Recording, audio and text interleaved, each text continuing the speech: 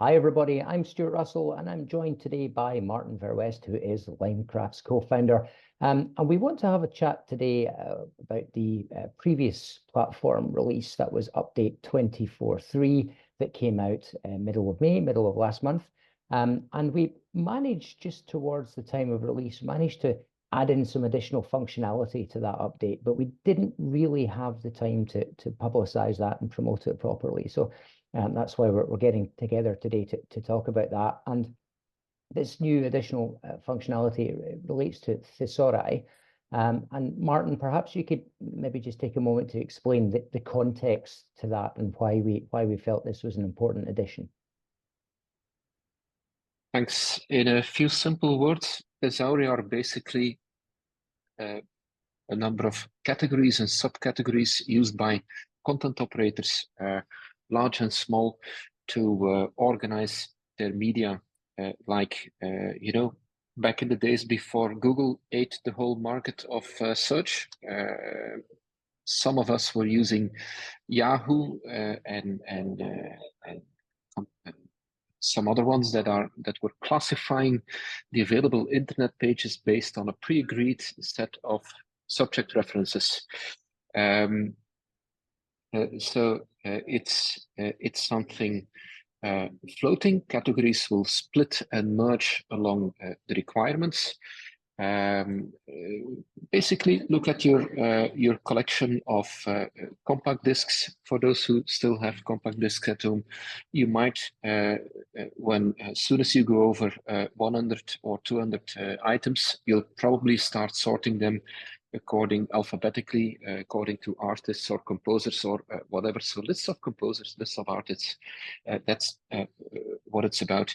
And if you look at larger libraries that sit on a few millions of items, you can't just leave it up to a search engine to discover potentially relevant items. So you would want to classify them according to a predefined list of names and categories, thereby making sure that if you're using those terms for searching, that you have very little chance of finding false positives and only good matches in your result set.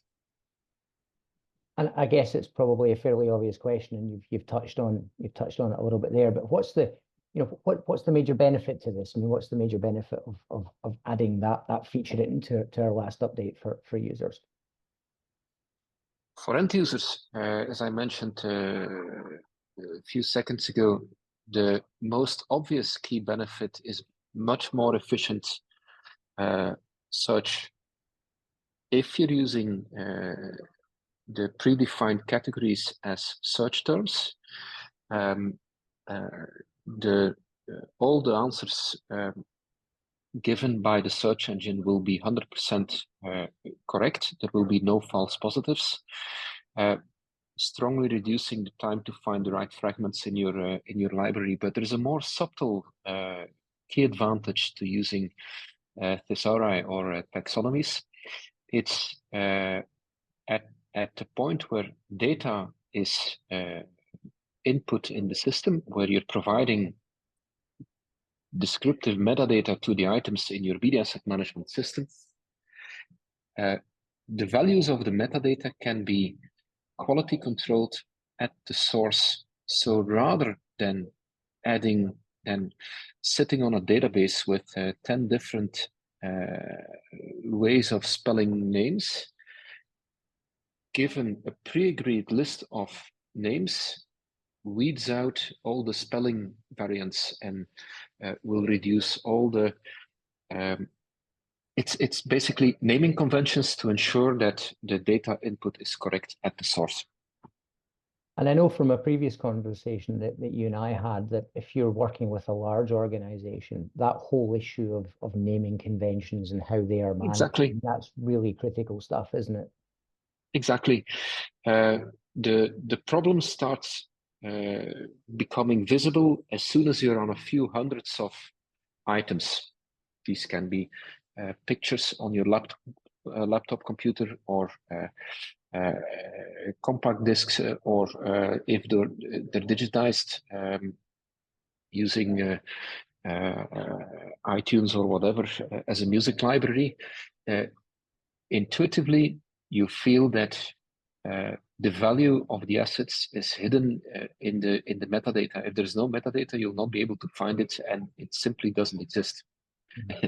It's like the librarian in Star Wars that says, if it's not in our records, it doesn't exist, and that's